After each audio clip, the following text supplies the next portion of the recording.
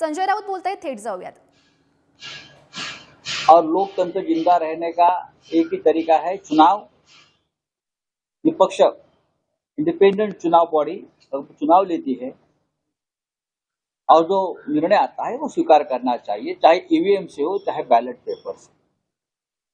तो कल जो ईवीएम के माध्यम से जनादेश मिला है, ईवीएम आदेश, वो भी हम लोकतंत्र का आदेश मानकर स्वीकार करते हैं, चाहे ईवीएम पे विश्वास हो या न हो. लोग तो आश्चर्य और आज भी सदमे में है कल के रिजल्ट के बाद भी, खास करके मध्य प्रदेश, छत्तीसगढ़. लेकिन ईवीएम का जनादेश है. दूसरी बात, मिजोरम का आज आ जाएगा. भारतीय जनता पार्टी को बड़ी जीत प्राप्त हुई है. अगर जीता है तो हम उनका अभिनंदन करेंगे, जीते हैं तो, चाहे मोदी जी हो, चाहे अमित शाह जी हो, चाहे नड्डा जी हो.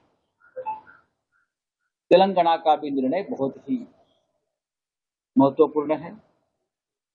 वहां भी मोदी जी गए थे, वहां भी अमित शाह ने डेरा डाला था, वहां नड्डा साहब भी गए थे, पूरी बीजेपी वहां भी उतरी थी.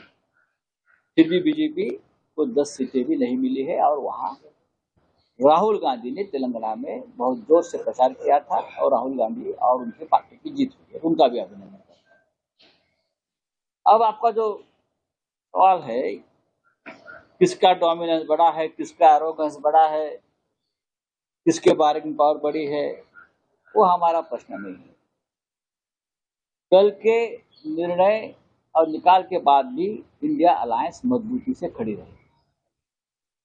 6 दिसंबर को इंडिया अलायंस की दिल्ली में महत्वपूर्ण बैठक कांग्रेस के अध्यक्ष खड़गे साहब के घर पे है. मैं इतना कह सकता हूं कि महाराष्ट्र से शिवसेना पक्ष प्रमुख पार्टी चीफ उद्धव ठाकरे जी उस बैठक में शामिल होंगे. दिल्ली में बातचीत होगी जो करनी है. ये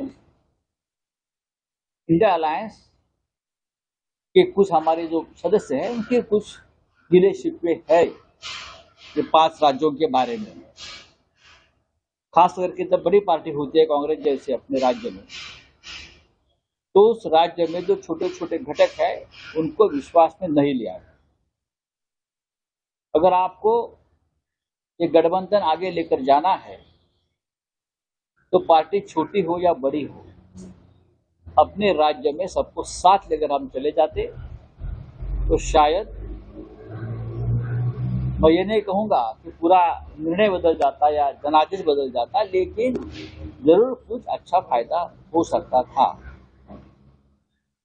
अब महाराष्ट्र में क्या होगा, जो शिवसेना के बारे में हुआ था 2014 में, जब मोदी जी की लहर आई और शिवसेना के साथ अलायंस तोड़, आपको याद होगा 2014 में विधानसभा में. अब वापस एक लहर दिख रही बीजेपी को, तो मुझे चिंता है जो ये सरकार में आप बीजेपी के साथ बैठे हैं, चाहे हमारा जो टूटा हुआ बेईमान लोगों का गठ हो या राष्ट्रवादी हो, उनका क्या होगा, अब आपका क्या होगा कालिया, ये सवाल पूछते रहेंगे. तो अभी देखेंगे, वो झेल लेंगे जो करना है. लेकिन कांग्रेस के साथ हमारे रिश्ते जैसे है वैसे रहेंगे.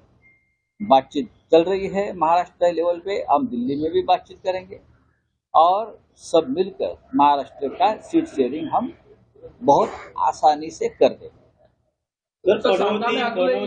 जीत मोदी की, लेकिन असली हकदार कौन है? बहुत सी बातें हैं. जब बीजेपी को कोई जीत या कोई प्रतिष्ठा या कोई यश मिलता है तो उनकी परंपरा है कि मोदी जी की जीत है, मोदी जी की विजन की जीत है. हम भी कहेंगे अगर मोदी है तो बीजेपी है आज की, नहीं तो क्या है बीजेपी? मोदी माइनस बीजेपी क्या है, मुझे बताइए. किसको छोड़ा ही नहीं है ना, सबको खत्म कर दिया. तो आज मोदी है तो मोदी मोदी रहेगा. अगर राहुल गांधी जीत जाते तो गांधी गांधी होता ना.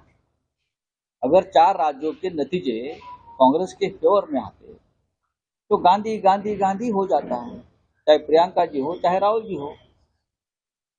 ये तो राजनीति में रीत है, परंपरा है। तो मोदी मोदी तो होगा।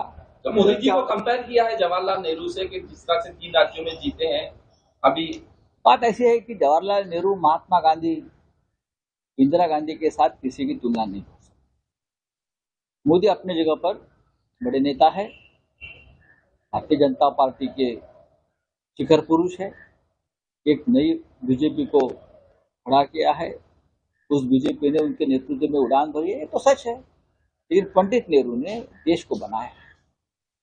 पंडित नेहरू स्वतंत्रता संग्राम उनके साथ जुड़े हुए एक ऐसी पर्सनालिटी है जिसकी तुलना किसी से नहीं होती। महात्मा गांधी एक अलग पर्सनालिटी है, लाल बहादुर शास्त्री, इंदिरा गांधी, ये अलग अलग पर्सनालिटी है। अपने अपने समय बड़ा काम करके चले गए ये लोग, हमेशा याद रहेंगे। मोदी जी भी याद रहेंगे। सर 4 राज्याचा निकाल लागलेला आहे। आपका हो गया सर 4 राज्याचा निकाल लागलेला आहे। महाराष्ट्र असं वाटतं की भाजपची बार्गेनिंग पॉवर वाढणार आहे, कारण की दोन्ही गटात हे होईल। हे पहा, 4 राज्यांचे निकाल पूर्णपणे आता हातामध्ये आलेले आहेत। निकाल आश्चर्यकारक जरी असले, अनपेक्षित असले, तरी आम्ही लोकशाही मानणारे लोक आहोत। लोकशाहीमध्ये अशा प्रकारचा जनादेश जरी आपल्या विरोधात गेला तरी फार आकांतांडव न करता हा जनादेश स्वीकारायचा असतो, लोकशाहीचा सन्मान करायचा असतो। काल 4 राज्यांच्या निकालामुळे 3 राज्य काँग्रेस बीजेपीकडे गेली आणि 1 राज्य तेलंगणा हे काँग्रेसकडे गेलं। मध्य प्रदेशचे निकाल फक्त आश्चर्यकारक नाहीत, तर धक्कादायक आहे। इंडिया आघाडीच्या मुंबईतल्या बैठकीत, इंडिया आघाडीची मुंबईत बैठक झाली, त्यावेळेला दिग्विजय सिंग हे मुंबईत होते आणि त्यांची अशी भूमिका होती की ईव्हीएम संदर्भात इंडिया आघाडीच्या बैठकीत चर्चा व्हायला हवी। हे सगळं संशयास्पद आहे। कपिल सिब्बल आणि दिग्विजय सिंग यांची अशी भूमिका होती की त्या संदर्भातलं ईव्हीएम कसे मॅनेज केले जातात याच्यावरती एक प्रेझेंटेशन इंडिया आघाडीसमोर व्हावं, त्यांची भूमिका होती, कारण त्यांना काही संशय होते।